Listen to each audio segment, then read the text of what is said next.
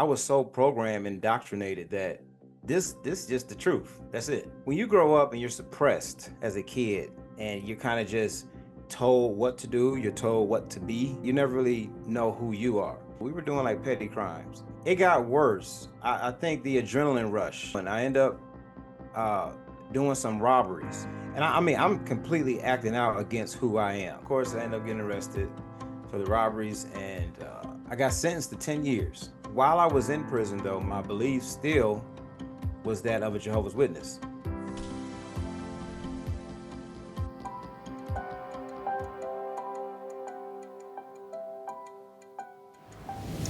This is Seeds of Awakening. I'm your host, Amani Channel. This is your home for religious and spiritual higher frequency conversations. My guest today was born in the Jehovah's Witness organization. He's raised that way, but then he committed some crimes and spent several years in prison, only to come out and get back affiliated with witnesses. Then he came into some information that changed everything. I'll bring him in just a second, but first make sure you like, subscribe, hit that notification bell. Make sure you smash that like, hit that thumbs up. That's the best way you can pay it forward. So I'm bringing the guest now. His name is Tim Edwards. As I said, he spent several years in prison. He has a very interesting story. Let's bring him in and meet him now. All right, so Tim Edwards, welcome to Seeds of Awakening. Thanks so much for making some time to talk to us and share your story. I appreciate it, Monty. Thanks for having me on your channel, man. I like your page, and yeah, man. Let's get Great. to it. Great, yeah. So I always start off with this first question: is where you're from and how are you raised? So I'm from mid-sized city, Toledo, Ohio, right on the border of Michigan, Ohio. I was born and raised there. My parents were Jehovah's Witnesses. I grew up in a home with two younger sisters. So the five of us, we grew up in the religion, and that was our way of life. So where were you in terms of, were you the oldest, were you the youngest, where were you in line?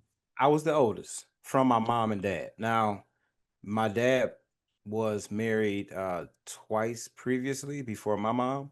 So we did have older half siblings, older half sister, and older half brothers who would visit like on weekends sometimes until they got a little bit older. Then, they kind of ceased.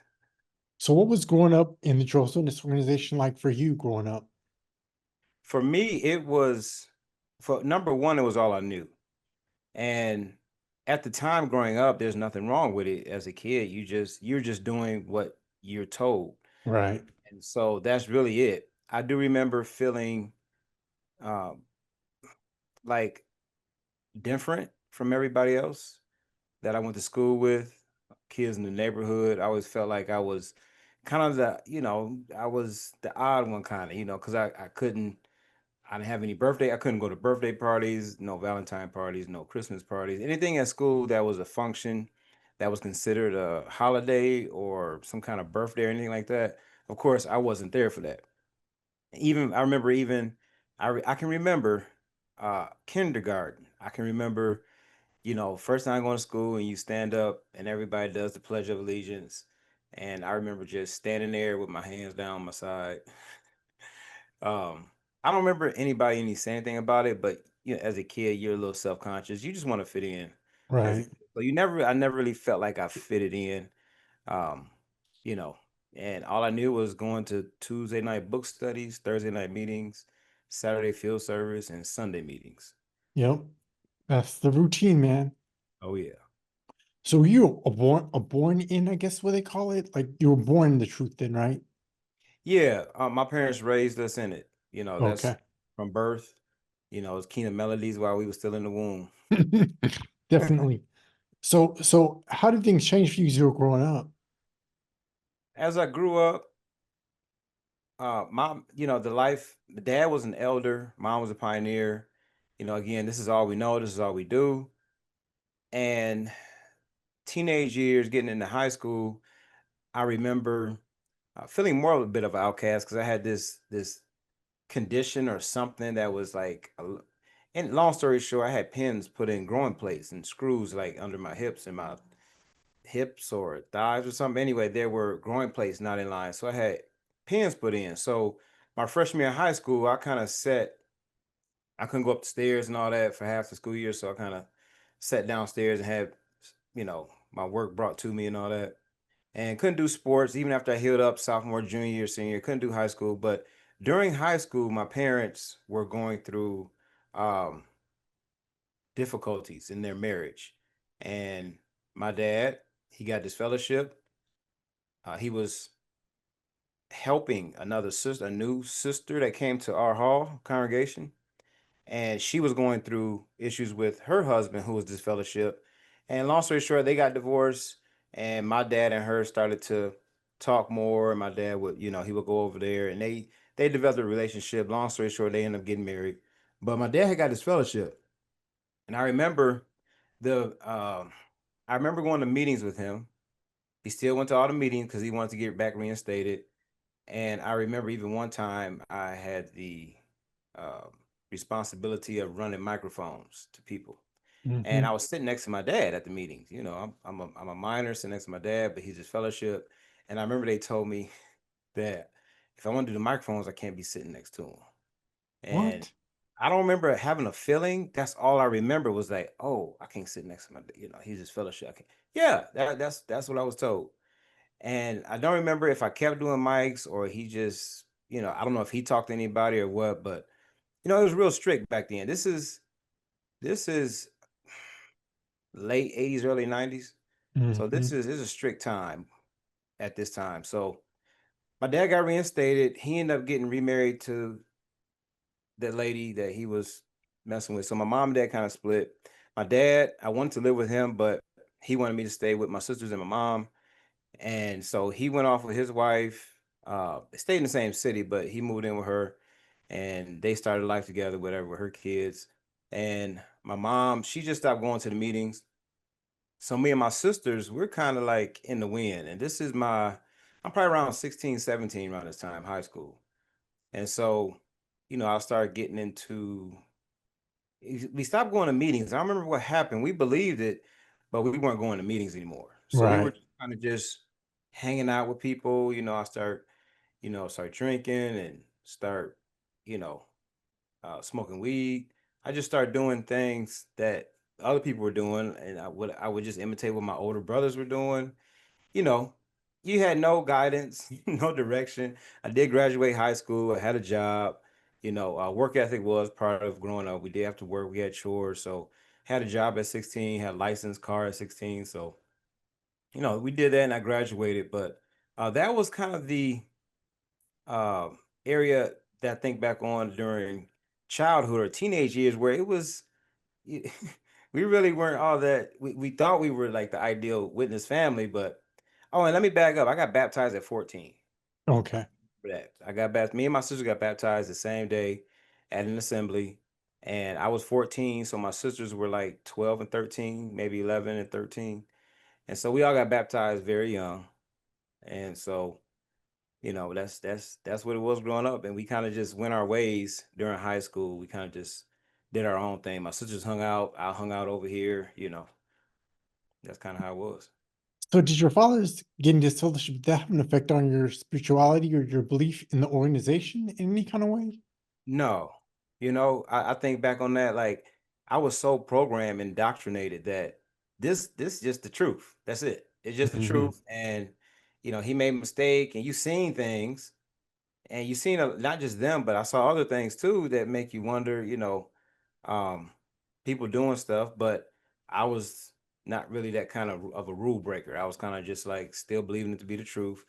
And I would, since I wasn't going to meetings, I would kind of just get high every day, drink, and sleep with girls and stuff, and just do my thing. But I never was gonna go to the hall and tell anybody or confess anything. Hmm. So what happened as you got older, or did that lead to anything like your behavior? Oh, for sure. So my behavior got worse, and in hindsight, I was when you grow up and you're suppressed as a kid, and you're kind of just told what to do, you're told what to be. You're given a personality, how you should be acting, and things like that. You never really know who you are. So I started acting out around after high school. I start doing small. No, this is before I got out of high school. We were doing like petty crimes, Oh, like wow. stuff like in neighborhoods, slashing tires and running, The or vandalism kind of like small crimes. Yeah, like order a pizza, have the delivery guy come to a house. We knew nobody was home. Then take the pizza and his money pack, a little money bag thing, and run off. Get on our bikes and run off. Just stupid. And it got worse. I think the adrenaline rush was happening. And again, I always tell people music was a big influence. I used to listen to music that kind of encouraged, lawless living. So that's what I was doing. I end up uh, doing some robberies, and I had a family member who worked at a car shop, an auto shop. And back then, there weren't cameras. They didn't have a bunch of credit cards. It was like straight up people paid cash for getting their car fixed. Maybe they wrote a check, but most times it was cash. So he was telling me that they got these big drops of money. And before this, I had did some petty robbing stuff with another guy, like robbing guys for weed and stuff.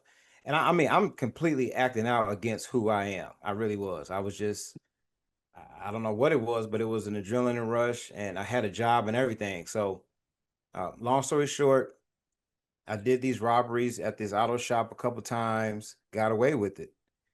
Third time we riding around, me and the same cousin that worked there. He even played a part like he was getting robbed too in the second event. But on the third one, we were riding around and we saw an auto shop just like he is, like a franchise.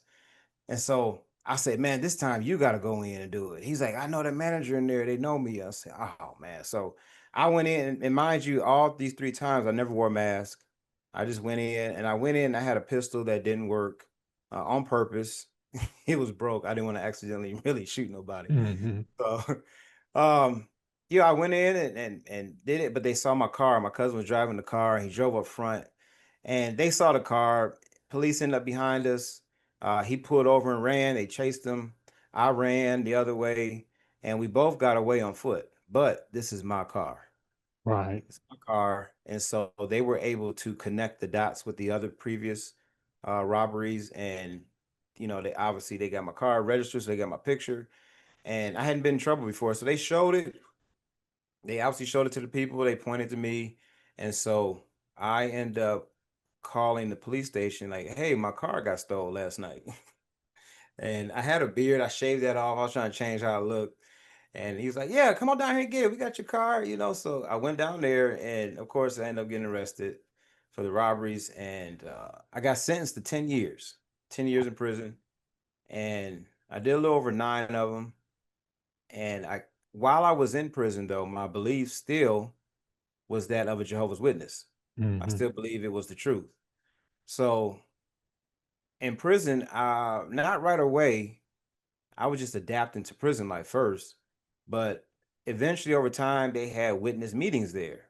I'm like, oh, they come in for meetings here. They got meetings in here too because they got church services, and they got them for the Muslims too. So Jehovah's Witnesses had meetings too. So I started going to those meetings after a couple years in, and I started getting back into this is what I know from a kid. And I'm like, if I'd been doing this, I wouldn't have gotten in trouble and all that. So I'm leaning on this heavy now. So I'm studying like I never have studied before. And, I'm convincing myself like this is really the truth. And I can even remember when the World Trade Centers that event happened in New York. 9/11. Yeah, 9/11. I remember thinking, oh man, this is the start. This is the Armageddon. start of Armageddon. And I'm Yep. stuck in prison and martial law and all. Your mind is going crazy. I was really sure that this was going to be this was okay, that this was Armageddon.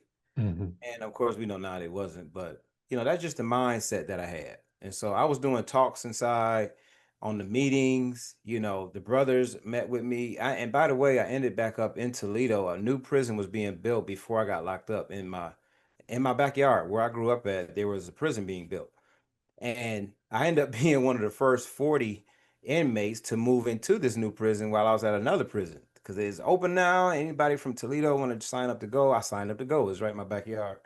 And the brothers that came in there, well, one was actually kind of a relative through marriage, an uncle through marriage.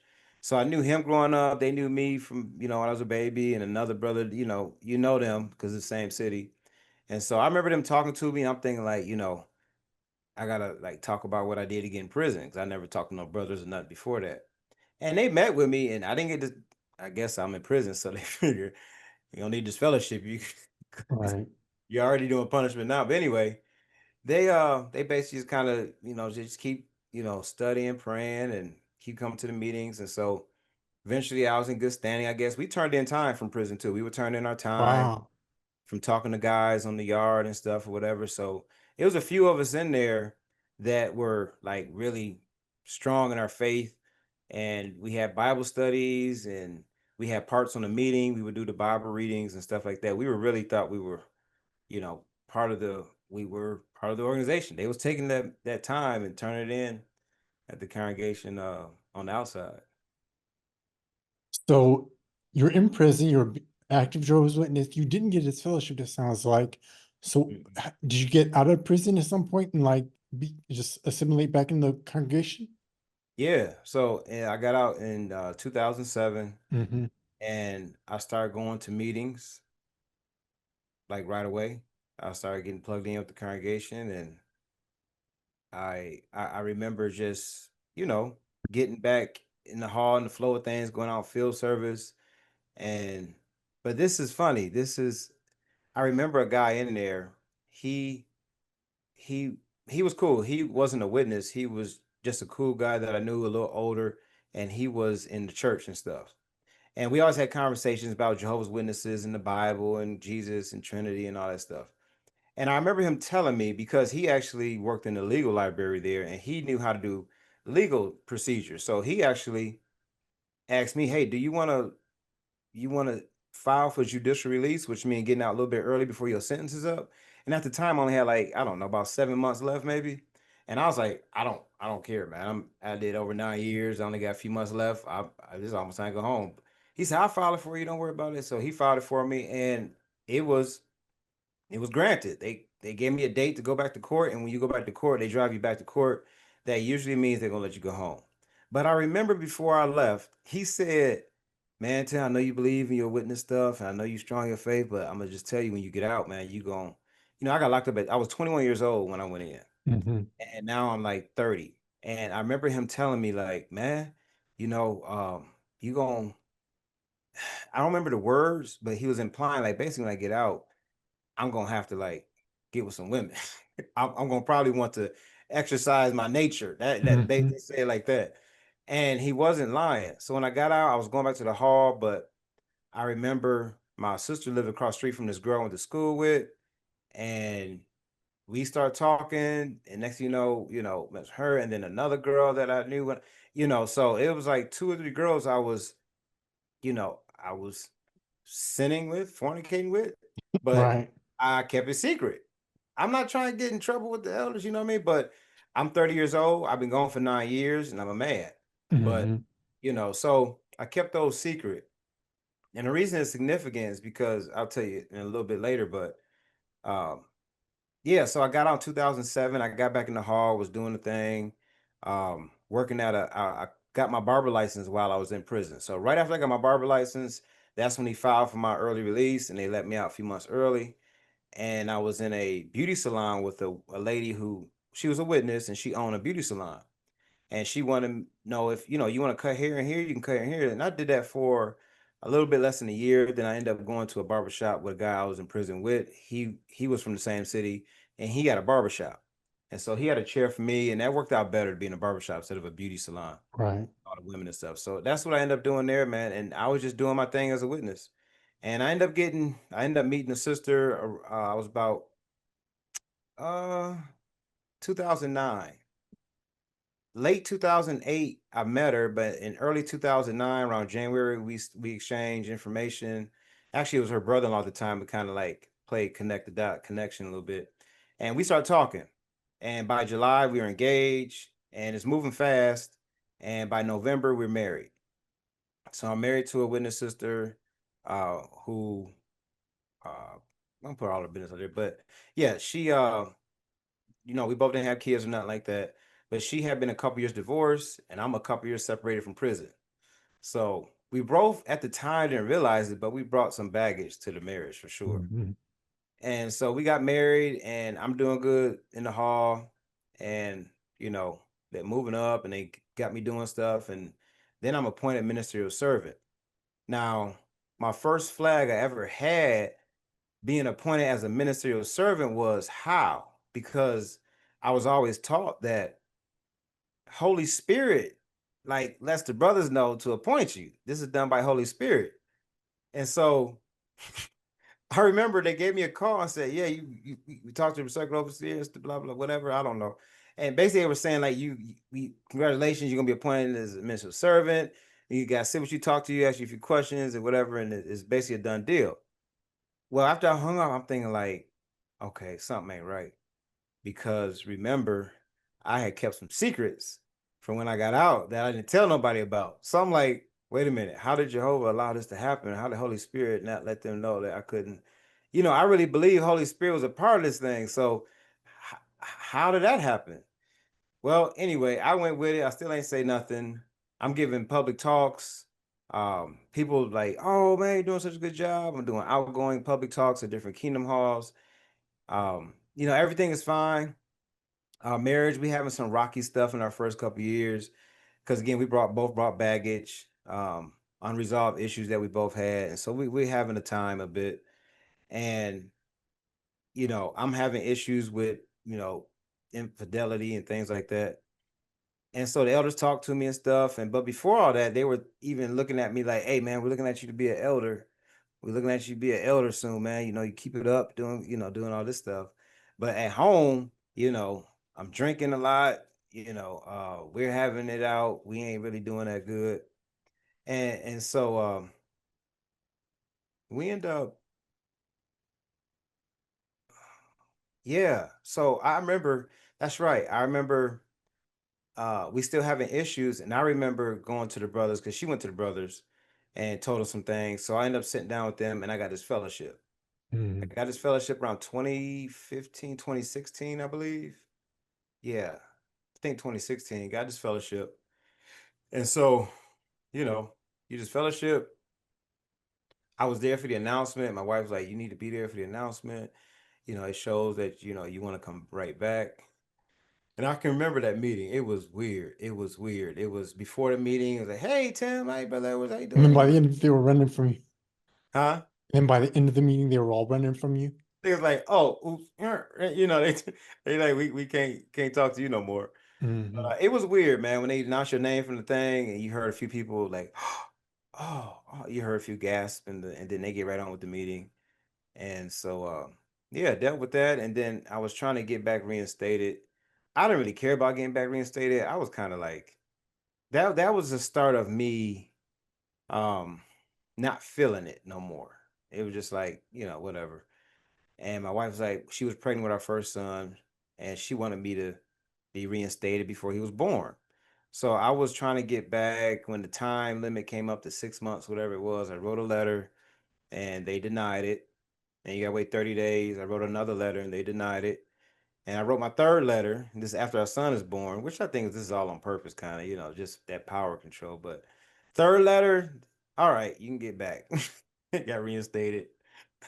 And they had just came out with a new rule too. The witness had a new rule change that they used to announce reinstatement and that's it. Now they had a new rule where people could spontaneously applause for someone being announced to be reinstated. So they had just like that news had just came out in the article like a week before or something. Mm-hmm. So some people read it and some people didn't because when they said, my name reinstated, somebody started clapping, a couple people, and then there was an elder who spoke and said, "No, no, no, no, no, friends, no." And he had no mic, he was just in his chair in the audience. And he was just telling everybody, "No, no, no, no, friends, no, no, no, don't clap, don't clap." And I'm thinking like, this dude, he ain't read the latest article, man. They say you can clap. I take Right. away. Anyway, so when I got reinstated, man, I didn't really care no more. I really didn't. We ended up moving from Ohio 2017. We moved on to Georgia, where we are now. And I was just kind of going through the motions. We went to a new hall, and I guess, I don't know. It just never was the same. And Mm-hmm. 2018, we had our second son, and that's when I really started to kind of like, I used to not like Thursdays or I didn't like Sundays. It was like, I'm just, they like, "Tell me you need to get out in service, man. When the next time you get on service?" I would barely go on service, maybe once or twice a month. I just really started not liking it. And I remember, and at this time too, my dad was getting sick. He was living in Texas, and I held a grudge against him for years, and I never really spoke to him much. Even when my first grandson was born, or my first son, his grandson was born. He was visiting in Ohio from Texas, and he called me up, wanted to come see our his grandson, my son, and I was like, "No, that's okay." I didn't want him to see him. Like, no, I was still holding that grudge against him because I felt like he kind of turned his back on me before I went to prison. When I got out, I wanted some help getting started, and he couldn't really help me out. And he did well for himself, so I was just holding a grudge. Well, he got sick around 2018, but before he got sick, I didn't know he was getting sick, but I wanted to just drop it. So I remember calling him up and just saying, I don't want to basically kind of just mend it and start talking again. And I didn't want to hold a grudge no more. It was like, man, this is stupid. And so he got to meet both his grandsons around 2018, 2019. In 2020, he was getting sicker, I guess. And so he lived in Texas. So I was told that I need to go over there because it's not looking good. He ended up passing in November of 2020. And I tell you what, man, I don't know if I've asked other people when it happens. When somebody, immediate family member, this is the first time somebody that close to me had passed.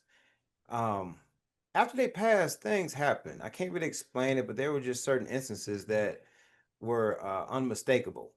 And I can't explain it. I can't say if it was a presence of his or what, but it was something that after that happened, shortly after, in a group chat. Now, before this group chat information came on, I had been on YouTube before, and I accidentally kind of came across some about witnesses and having stocks and like weapon things or something. This guy was talking about and he was showing sheets of paper, and I looked at it for a few minutes and I heard him cut it off. I'm like, I can't be looking at this stuff. This is apostate stuff. I see the time. Okay. So, yeah, it got to be apostate stuff. So I didn't look at it. Well, sometime later in a group chat with my wife's family, somebody put a link in there for a Christmas music, but they were being sued by Watchtower or something because they were using like Kingdom Melodies, a part of it or something like that. And that algorithm eventually, basically, long story short, led me down a rabbit hole. I gave myself permission to look at some other videos, and I'm looking at stuff like this can't be true. No, this can't be true. Then I came across the Australia Royal Commission. Mhm. When I came across that, my mind was blown. I couldn't believe it. Like, what? Like, CSA is a problem? I didn't know that was a problem. I never heard nothing like that. And then I started seeing all these different other cases and stories of people who went through this and went through that. And then I found out about the United Nations. And then I just start researching on my own. I bought some books and I was like, this is not what I thought it was. Mhm. It is a cult. I didn't want to say the word at first, but that's what it was. At first I was in disbelief, but I'm like, no, they are hypocrites, man. These are big hypocrites right here. So I went in hard, and I ended up telling my wife one day, I had been sneaking, smoking weed and trying to cover it up. And she asked me one day, you smoking weed? And I said, yeah. I just say, yeah. You know what? Yes. And you know what else? I found out this and that. And I just literally dropped a grenade on her about everything, which is the wrong approach when you're trying Right. to finish something. You can't do that. What So was that's what was her that's how reaction to you dropping all the information on her? her reaction was like, what was her reaction? At first it was like shock, like what? And she didn't believe any of it. She didn't believe any of it. And over time, I was trying to show her stuff, but she didn't want to look at anything.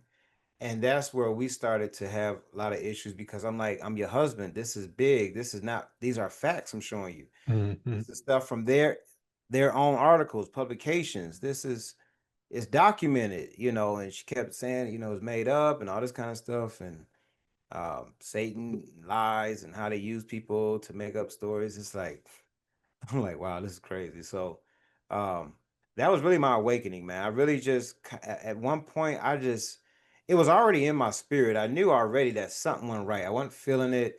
I'm seeing the fakeness in the people, the fake smiles and stuff. And then once I gave myself permission to really look into what this is, I never knew about the history. I never knew all the stuff about Russell and pyramidology, however you say it. and Freemasonry and Judge Rutherford and all that stuff he was doing. I was like, what? I said, this foundation of this religion is crooked. Right. So I'm not surprised by any of the things now. And so after doing more and more research, I was like, this ain't it. So I stopped going. I just stopped going to meetings, man. And then one day, a brother, I got on Zoom once just because on a Sunday, and I had my beard grown out. And the elder called me the next morning about my beard, and I said, "Where in the Bible does it say you can have a beard?" Then his reply was, "Do you believe in the governing body?" And I'm like, "Oh, so it's governing body versus the Bible. Which one are we supposed to, listen to?" And that right Mhm. there convinced me that witnesses, their loyalty is to the governing body. It's to some men. It's not really to God. It's not to the Bible. It's to the men who interpret the Bible for them. Gotcha. So at this point, were you pretty much done with being a Jehovah's Witness? Did you get disfellowshipped, or was there any sort of action that you took, or did you just stop fellowshipping? I just stopped. Mhm. I just literally stopped going. Um, Elders would try to call me, reach out to me. I didn't answer. Sometimes I did. When I answered, I couldn't hold back. I remember my father-in-law. He used to cut his hair. And one day he said, "Man, how you been down? You seen at the meetings?" And I said, "Yeah." And I told him about a couple things. I can't remember what, but I said a couple things that he was like, "Oh, whatever I said must have put him off." Because he's like, "Oh, I ain't never think you'd be one to like defer." Wow. And Mhm. after that, he never called me. I never heard from him. And actually, after his haircut, I cut about 4 or 5 brothers at the congregation I was in.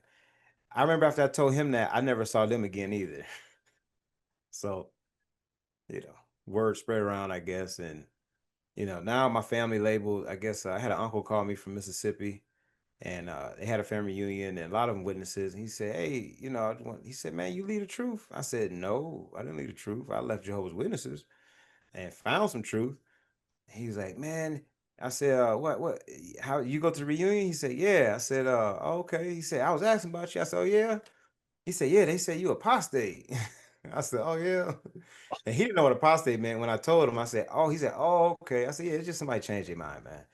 If you're a Baptist, you become a Jehovah's Witness, you're an apostate. Right. It just changed their mind. It's not. I used to think of apostate as like equivalent with like the devil or something evil. Mhm.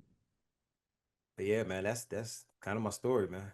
All right, so we're spending a few moments with Tim Edwards, who spent some time in prison, became a ministerial servant. Then he sort of learned some information that kind of dissuaded him from being involved with the Jehovah's Witnesses. So, as you kind of were separating yourself, what happened with your relationship with your wife? So the relationship with the wife definitely um it it was a gradual growing apart.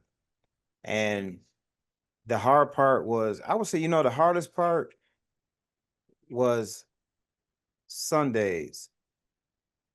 Can't hear that? Okay. I can hear. Anyway, the hardest part was Sundays where she wanted to take the kids to the meetings.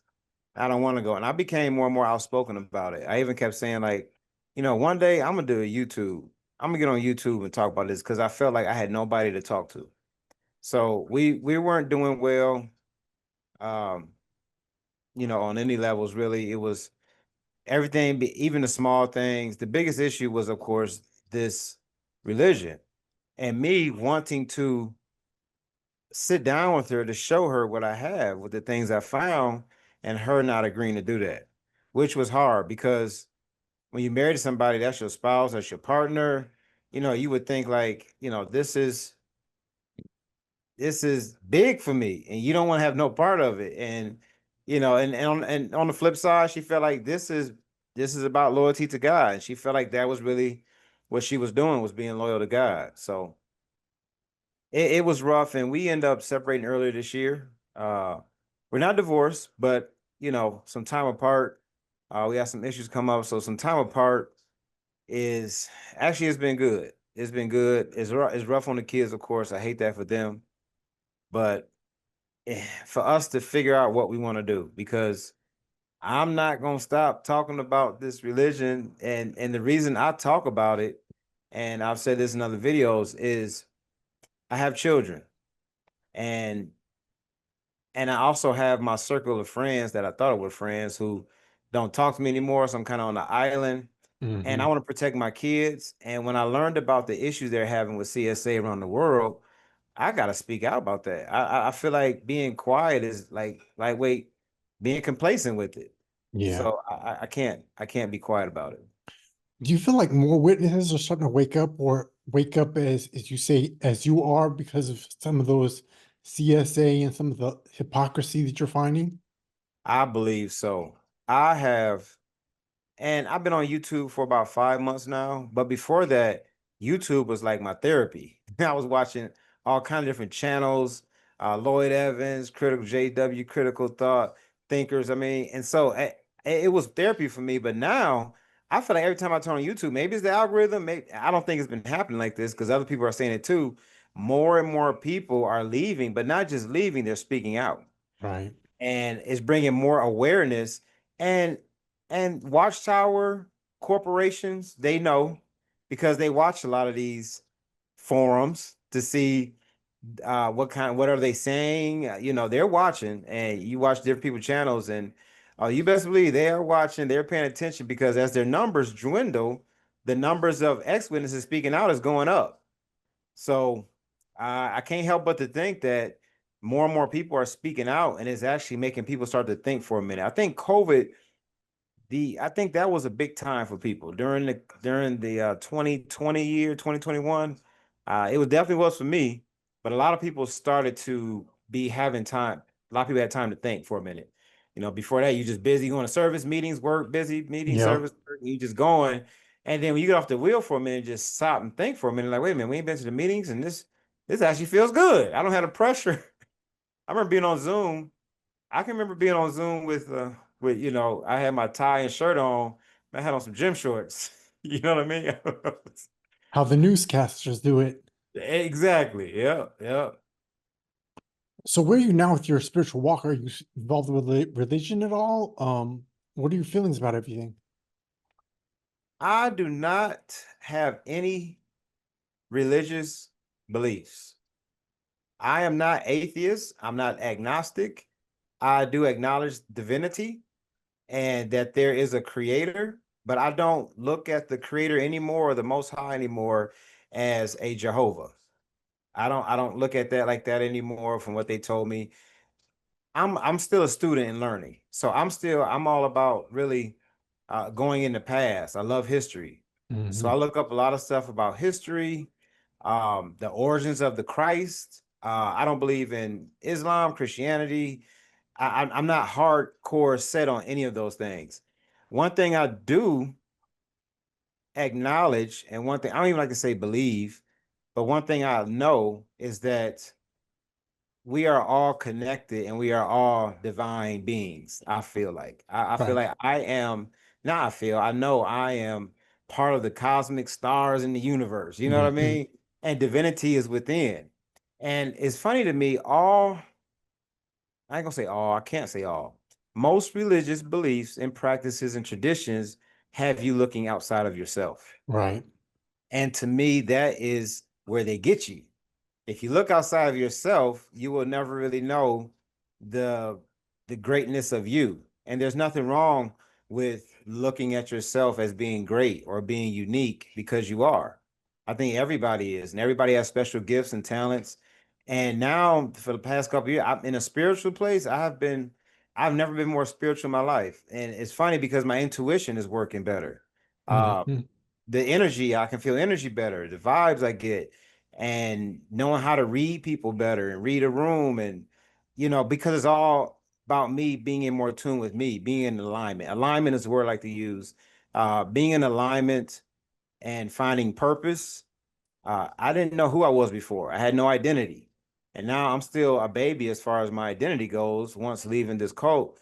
So I love the journey I'm on now. And I just feel like I encourage people to love yourself first, Hmm. and to sit still sometimes. Sit still and breathe and pay attention to who you are, because everything outside of you is within you already. So Tim, do you associate with any sort of former witnesses, or do you have any sort of association with your former congregation, or have you had any conversations, or kind of just basically wash your hands of the religion and the organization that's kind of in the rear view for you? It's definitely in the rear view for me. I don't really talk to anybody that's a current witness. I don't know for sure, but I'm guessing that my family, they look at me, I'm an apostate. That's what they call it. So I'm somebody that they won't really talk to. I will give my mom credit. My mom will answer phone calls. She'll send messages. She always tell me she loved me. But we've had plenty of conversations and they usually go sideways. So we don't Hmm. really have conversations anymore about anything touching religion or spirituality or anything like that. Okay. Um, I do talk to a couple of ex-witnesses. Hmm. I've had them on my channel to interview them, and we talk here and there. They stay in different states, but it's nice because I'm in Atlanta, near the Atlanta area, I'm in and Smyrna. actually, yeah, we have a meetup coming up even this weekend. There's a group. I've met twice now, back in December and one again a few months ago, and we have another one coming up here this weekend. But it's nice to have a group of people, a small group right now. And my plan is to actually do more of these and actually maybe do like some annual like XJW vacation trips. You know what I mean? Uh, Hmm. because a lot of people are looking for support. A lot of people are on an island by themselves. Yeah, And that's what I've realized too. People are been traumatized by the religion, by this yes, fellowshipping and by this shunning. yep. Definitely. And they don't have nobody to talk to. Yep. And so a lot of them, that was me. That's why I was on YouTube so much. I was listening I felt like, man, I feel like I could understand what they were saying. And I feel like, okay, it's not just me. I'm not the only one out here who feel like this. And I didn't know it was such a large, I call it a great crowd. I didn't know it was a great crowd of ex-witnesses on YouTube, but it is. And there's so many people telling these stories now, and I love it. But, I understand it. So we have a meetup coming up and we're going to Vegas. There's about 15 of us. There's a guy named Jerron Benton. He has a YouTube channel also, but he loves to travel and he put together this trip to Vegas in September. So there's a few of us going to that. This is my first time going to meet this another group of ex-witnesses. So I look Mm. forward to it, and I believe everybody needs community is a basic human need, and Mhm. that's part of the witnesses. To me, that's what makes it cultish, is to basically threaten people with taking away your social circle, your relationships, to sever all of those because you no longer believe in what they say. That's, man, I don't know where that's any part of Christian. I don't know where the love is in that, but that's just cruel, is inhumane, and and their policies, they show that they're inhumane. They don't really care. It's all Mhm. about control of people. Yeah, that was the question I wanted to ask. What convinced you that it was a cult? What's that? I said, what convinced you that it was a cult? Oh, that primarily how they treat people who no longer believe in it. Okay. Most people can leave a belief and people be like, okay, you don't believe in this no more. They might not hang with you, but they're not gonna just not talk to you, not answer Hmm. phone calls or anything like that. This is definitely a high control, and that's why I call it a cult. And I also call it a cult because it's my own personal opinion, but like policies like blood transfusions, um, you know, you would rather die than to save your life because of an interpretation that they made from the Bible, when they've repeatedly over the years flip-flopped on changes, Yep. even about organ donations. At one point it was cannibalism, Yep. then it was okay. It's like, wait a minute, these are people's lives. And so when you have control over people's lives like that, to the point where people were willing to give their lives, that's a cult. Mhm. All right, so let's I have some common questions that I like to ask all my guests. Okay.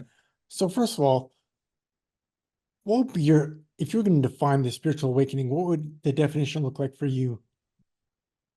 The definition of my spiritual awakening? Hmm. Wow, that's a good question. That's a good question.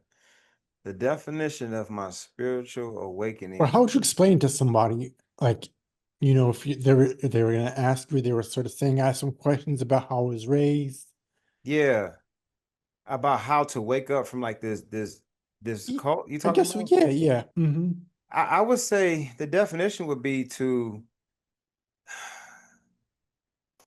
you have one life that you know of right now, and you have control over your life, whether you believe that or not, but you do.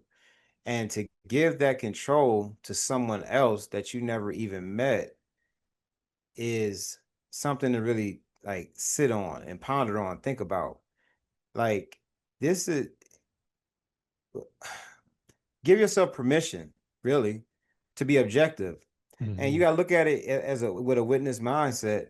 You know, at least I did. Most witnesses are taught to go preach to people, and basically, we're going to tell them that what they believe is wrong, and we're going to tell them that this pagan roots and this where this come from and all this stuff. Well, look in the mirror. Do that with your beliefs. Look in the mirror. Look at the origins. Look at the foundations. Be objective. Be objective and really be honest. And if there wasn't any worry about losing family relationships or anything like that, would you still be doing this? So I don't really, a definition of my spiritual awakening really would probably be give yourself permission. Hmm. Give yourself permission to know who you are. This is an old saying, maybe Shakespeare or somebody, but it's common that when a man is true to himself, he can't be false to anybody. Hmm. So that to me, it starts with you. That's where it starts. If you had a message you want to share with any of your former witness associates, what would it be? Like if you were going to talk to them or just sort of explain your stance or have a conversation, what would you say to them? I would say to them, I have nothing against them. A lot of people think we get on here and we hate the witnesses. Some people might, and let me not speak to everybody. But for me, I don't hate you. I don't dislike you. I still care about people, and that's why I do what I do right now. And I would just tell them to